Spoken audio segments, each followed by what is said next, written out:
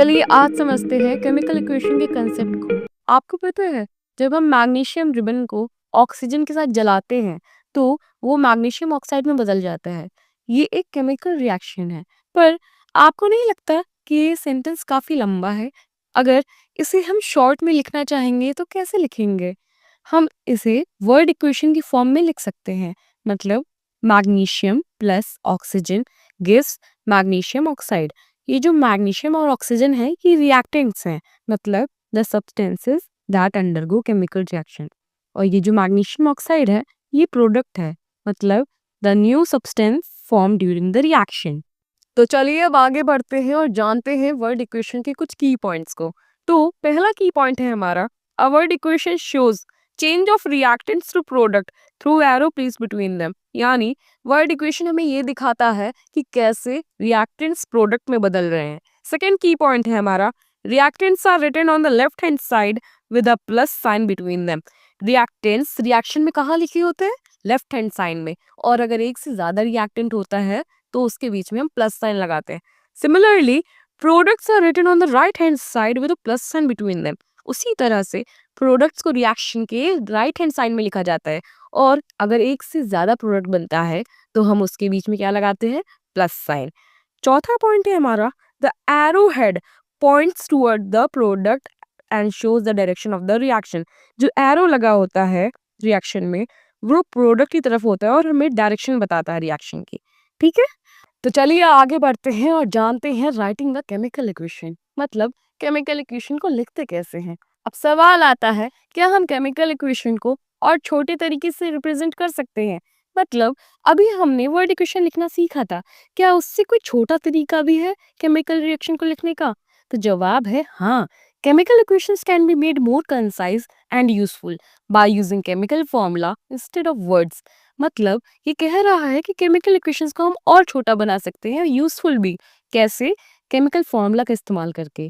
जैसे एग्जाम्पल के लिए मैग्नीशियम ना लिखकर हम Mg लिखे, जो कि मैग्नीशियम का केमिकल फॉर्मूला है।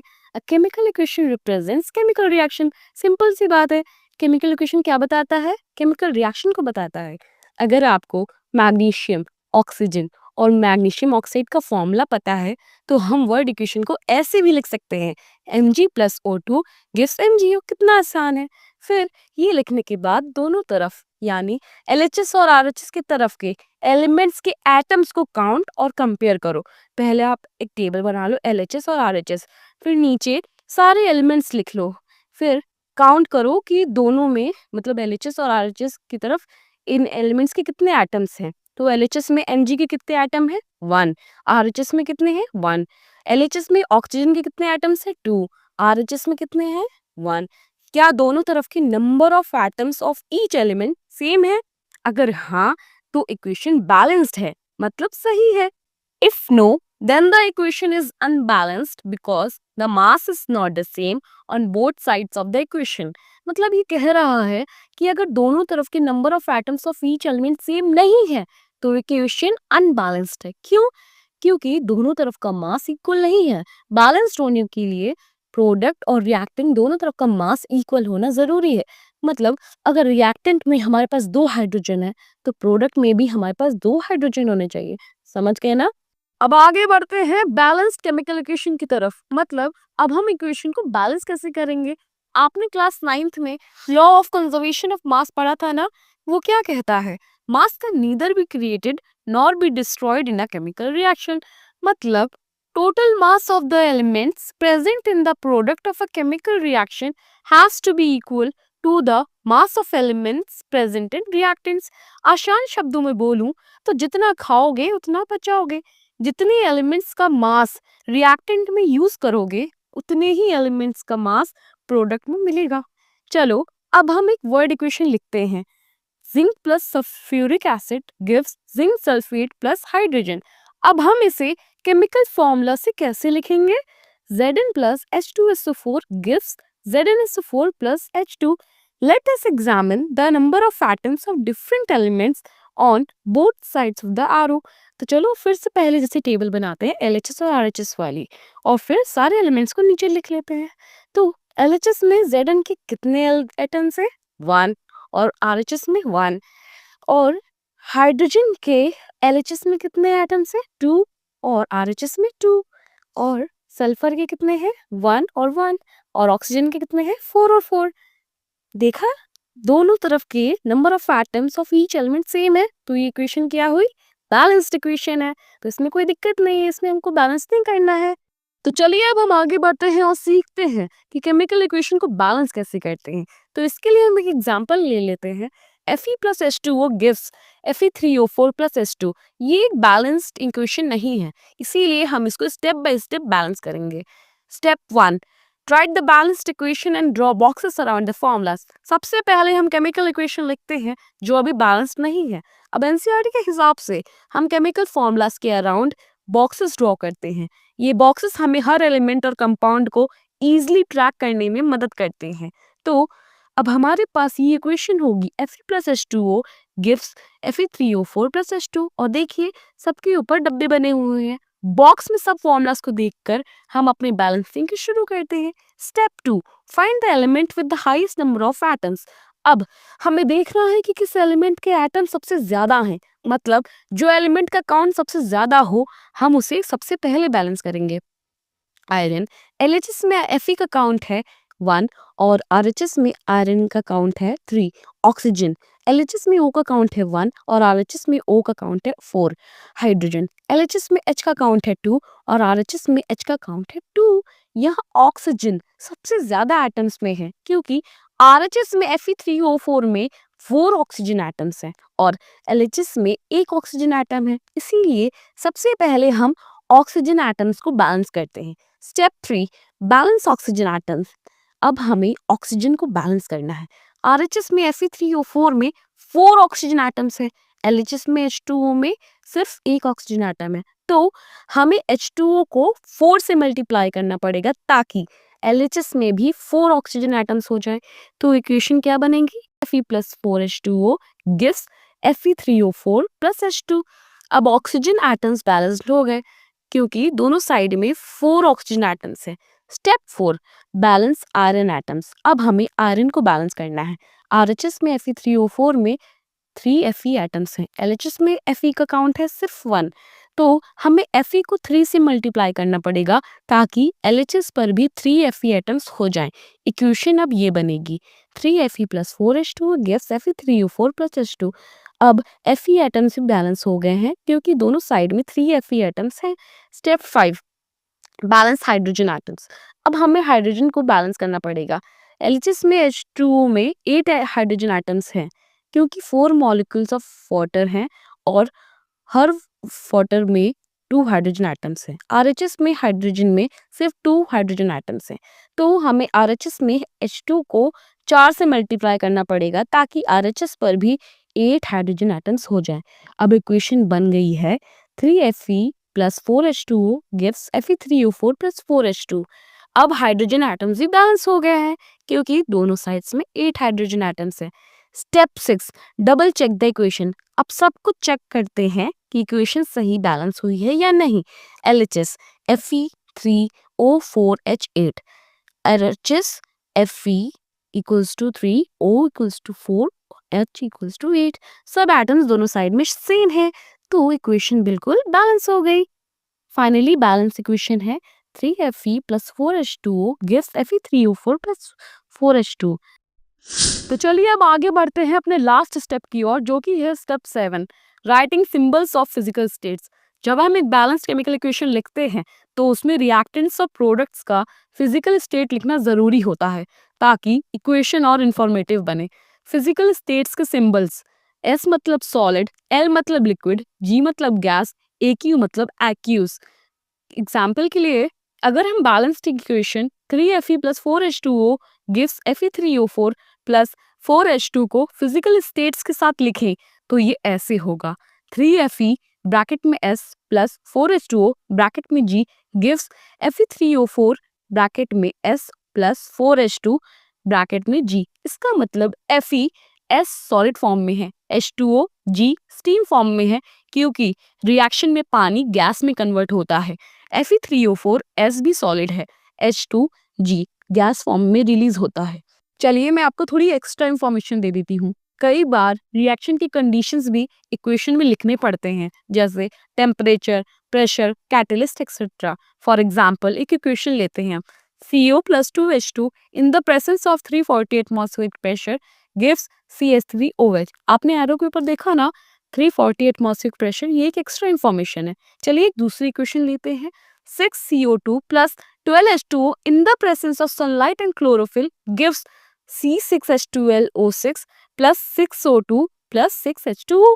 ये किसकी इक्वेशन है? फोटोसिंथेसिस की। आपने देखा ना, एरो के ऊपर सनलाइट और क्लोरोफिल है, मतलब ये रिएक्शन में सनलाइट भी यूज हो रही है, क्लोरोफिल भी यूज हो रही है। ठीक है, चलिए अब राइटिंग का केमिकल इक्वेशन का फंडा खत्म। अब आगे पढ़ते हैं ऑक्सीडेशन के बारे में। ऑक्सीडेशन क्या है? ऑक्सीडेशन एक ऐसी केमिकल रिएक्शन है जिसमें एक सब्सटेंस ऑक्सीजन गेन करता है, हाइड्रोजन लूज करता है या इलेक्ट्रॉन्स को लूज करता है। फॉर एग्जाम्पल कॉपर का ऑक्सीजन के साथ reaction 2Cu plus O2 gives 2CuO। आपने देखा ना, रिएक्टेंट में Cu अकेला है पर प्रोडक्ट में Cu के साथ ऑक्सीजन ऐड हो रहा है। कॉपर ऑक्सीजन के साथ रिएक्ट करके कॉपर ऑक्साइड बनाता है। सेकेंड एग्जाम्पल मैग्नीशियम रिबन का जलना 2Mg plus O2 gives 2MgO। आपने देखा ना, Mg अकेला है रिएक्टेंट में पर प्रोडक्ट साइड में Mg के साथ ऑक्सीजन ऐड हो रहा है।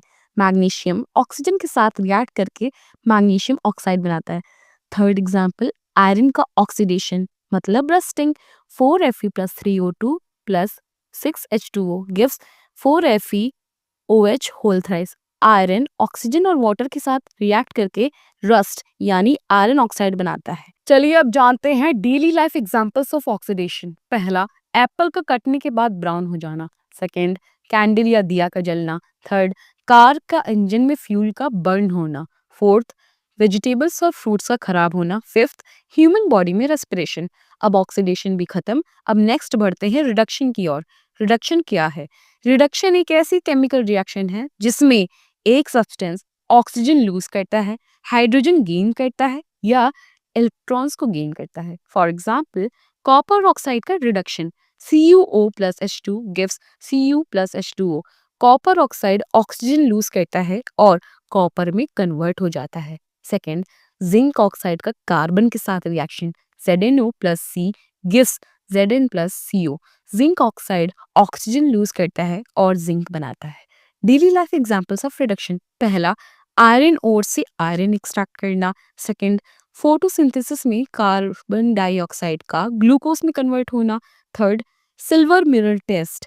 फोर्थ, रस्ट का इलेक्ट्रोलिसिस से रिमूव होना। Fifth, battery charging process. अब चलिए रिडक्शन भी खत्म। बेटा चलो बचे हुए 3 टॉपिक्स को कवर करते हैं। पहला है रिडॉक्स रिएक्शन। रिडॉक्स रिएक्शन क्या होती है? रिडॉक्स रिएक्शन एक ऐसी केमिकल रिएक्शन है जिसमें ऑक्सीडेशन और रिडक्शन हमेशा साथ साथ होते हैं। इन दोनों का मिलन रिडॉक्स रिएक्शन कहलाता है। For example Zn plus CuSO4 gives ZnSO4 plus Cu। इसमें कॉपर रिड्यूस हो रहा है और इलेक्ट्रॉन्स गेन कर रहा है। Daily life examples of redox reaction. पहला, कुकिंग में फूड का चेंज होना। Second, photosynthesis. Third, rusting of iron. Fourth, fruits की राइपनिंग मतलब फ्रूट्स का पकना। Fifth, bleaching of clothes.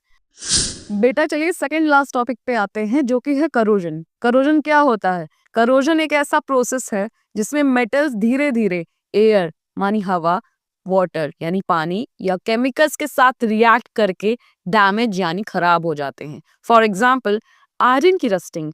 Iron oxygen और पानी के साथ रिएक्ट करता है और आयरन ऑक्साइड यानी Fe2O3.XH2O बनाता है जो रस्ट कहलाता है। Reaction 4Fe plus 3O2 plus 6H2O gives 4FeOH whole thrice। Second example copper का करोजन। कॉपर ऑक्सीजन और कार्बन डाइऑक्साइड के साथ रिएक्ट करके green layer of copper carbonate बनाता है। Reaction 2Cu plus O2 plus CO2 plus H2O gives CuOH whole twice plus CuCO3। Third example silver का corrosion. Silver sulphur के साथ react करके ब्लैक सिल्वर सल्फाइड यानी Ag2S बनाता है। Reaction 2Ag plus S gives Ag2S। Daily life examples of corrosion. Bridges और gets में rust लगना। सेकंड, रेलवे ट्रैक्स का धीरे धीरे डैमेज होना। थर्ड, पाइपलाइंस और वाटर टैंक्स का रस्ट होना। फोर्थ, बोट्स के पार्ट्स के सी वाटर में डैमेज होना। फिफ्थ, आयरन नेल्स यानी कील और मशीनरी का वीक होना। करोजन का प्रिवेंशन मतलब हम करोजन से कैसे बच सकते हैं। पहला है पेंटिंग, सेकेंड है गैल्वेनाइजेशन यानी आयरन के ऊपर जिंक की लेयर लगाना। थर्ड, ऑयलिंग और ग्रीसिंग मशीनरी पार्ट्स के लिए। चलिए लास्ट टॉपिक पे आते हैं, रेसिडिटी मतलब बासीपन या खराब बदबू आना। इसकी डेफिनेशन पढ़ते हैं। जब ऑयल्स और फैट्स ऑक्सीजन के साथ रिएक्ट करने लगते हैं तो उनमें बासी स्मेल और टेस्ट आने लगता है। Examples of rancidity, fried food spoil होना, बटर में खट्टा बदबू आना। चलिए अब पढ़ते हैं daily life examples of rancidity. जैसे हमने पहले पढ़ लिया है, फ्राइड फूड का टेस्ट चेंज हो जाना यानी जो तला हुआ खाना होता है जब वो खराब हो जाता है तो उसका स्वाद बदल जाता है। सेकेंड, बटर या घी का खराब हो जाना। थर्ड, फिश और मीट से बदबू आना। चौथा, दूध का खट्टा हो जाना। पांचवा, ओल्ड यानी पुराना तेल का स्टिकी और स्मेली हो जाना। चलिए अब जानते हैं रेसिडिटी का प्रिवेंशन यानी रेसिडिटी से कैसे बचा जा सकता है। पहला है एंटीऑक्सीडेंट्स डालना जैसे विटामिन सी और विटामिन ई। फूड को एयर टाइट कंटेनर्स में रखना। Third, refrigeration. और फोर्थ है वैक्यूम पैकिंग। चलिए दोस्तों अब ये टॉपिक ये पूरा चैप्टर समाप्त हो गया है chemical reactions and chemical equations का। अब आपको जो भी परेशानी है कमेंट सेक्शन में कमेंट करके बताइए, मैं उसका हल बताऊंगी आपको। और नेक्स्ट वीडियो हम देखते हैं एनसीईआरटी के इस चैप्टर के क्वेश्चंस के बारे में। ओके, मेरे चैनल फेलोशिप एकेडमी को सब्सक्राइब करिए, लाइक कीजिए, शेयर कीजिए और भर भर के कमेंट कीजिए।